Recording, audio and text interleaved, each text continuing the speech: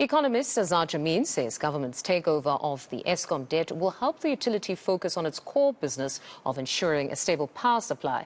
However, this will remain a huge burden on the taxpayer. He was speaking to my colleague Lukhona Mnguni a bit earlier. Well, essentially the debt is being transferred away from Eskom onto government's own balance sheet, which means that the government will need to service its debt. And if you actually look in detail at the debt servicing costs that are being projected, they are being projected by government now to rise compared with what had been projected during the medium-term budget policy statement.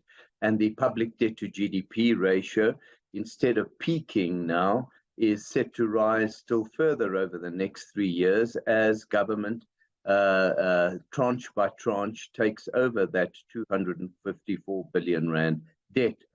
What it really means is it relieves Eskom from the burden of watching its finances mainly for the sake of repaying interest on debt, and allows it to concentrate on its operational activities and maintenance and the like.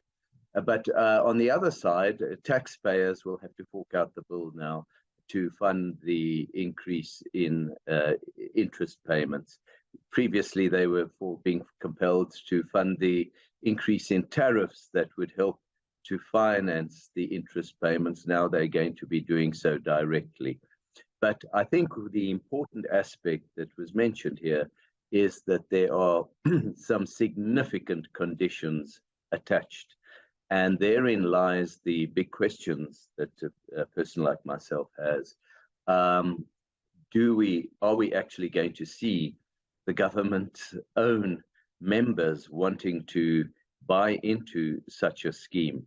Because what it basically says is the conditions are asking for a consortium of international experts on coal-fired power stations to come and examine our coal-fired power stations and to decide which ones need to carry on operating and which ones really is pointless trying to keep them going.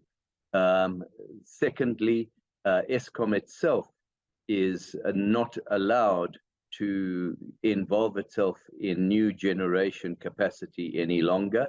Its whole focus needs to be on maintenance of existing power stations and on transmission and distribution. And even on maintenance, we are now going to have concessions given to private sector bodies to actually oversee the maintenance.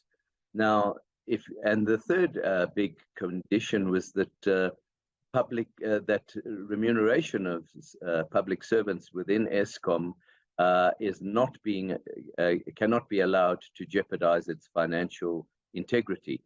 Now, those are huge conditions. They involve essentially Eskom absconding a lot of its responsibilities and handing them over to independent or private sector bodies. And I don't know how well that will go down with the trade unions, who have been very opposed to any semblance of privatization of Eskom, because essentially what we're seeing now is a form of privatization by stealth.